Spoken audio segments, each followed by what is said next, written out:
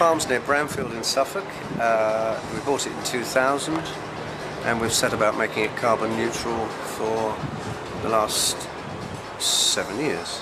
The basic core elements of it are that it has a drainage system, which is based on reed bed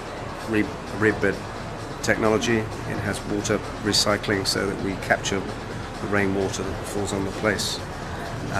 We've tried to make it as carbon efficient as possible in terms of building materials. Mm-hmm. We think we've managed to do that pretty successfully. And is it just a self-sufficient farm, or it's a self-sufficient farm, but we grow cattle, red poll cattle, and we sell them to local butchers and local pubs, Adnams.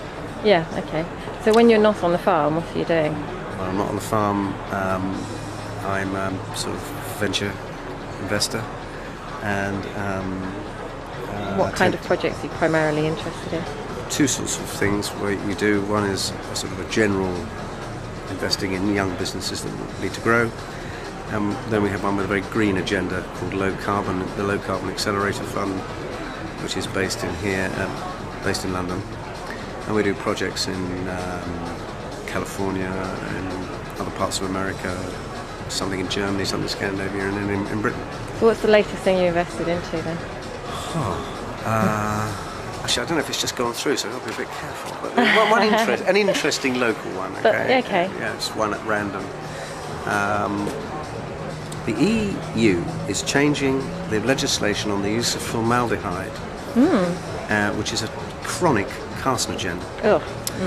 And that means that if you go up into your loft, normal standard insulation is made of fiberglass, which is full of formaldehyde, and if it sets, most people die from inhalation of smoke because of that in a fire. Mm-hmm. I'm dramatising this now, because I'm on a. And basically, what happens is that the reduction of formaldehyde is going to happen. Okay. What natural stuff can you use? What we did on our farm was we took wool.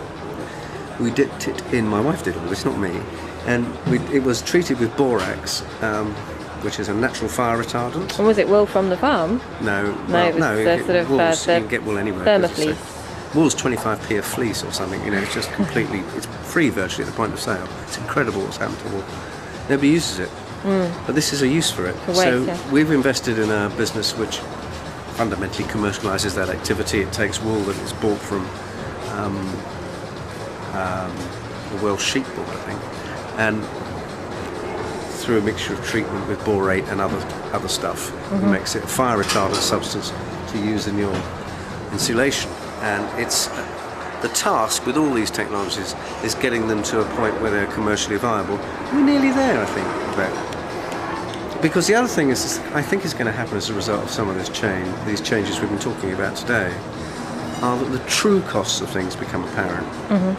Absolutely. I think we're only at the beginning of exploring that, really, aren't we? And the energy debate that we just had, how did you feel about the way that went? Still, obviously, an emotional issue in Suffolk.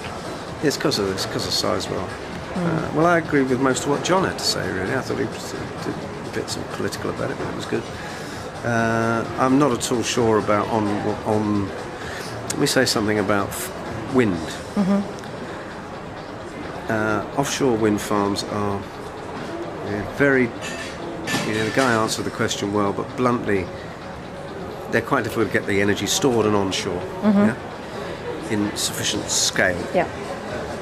Onshore wind farms fall into the category of, as he was saying, does it really work? Mm-hmm. And can you get planning for it? Biggest issue for me is climate change itself changes the wind map of Britain.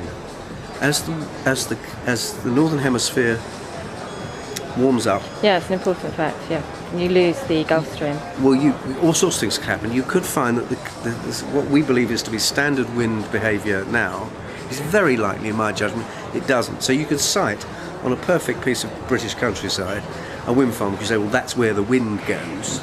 Well, then within 5 to 10 years, the wind scheme has moved somewhere else, and you're left with the stuff. I don't like onshore wind. I think I'm not sure it's ever Not going to work. investing in it. No. No. But No. the other more sort of microgeneration. I really like that. Yeah. I think people are going to. I think it's likely that CHP is a thing that everybody should be thinking about. I'm sure I remember a fact from a government energy research, that said that however many billions spent on nuclear power did not produce half the amount of energy produced if you invested the same sum into microgeneration. Absolutely. Microgeneration.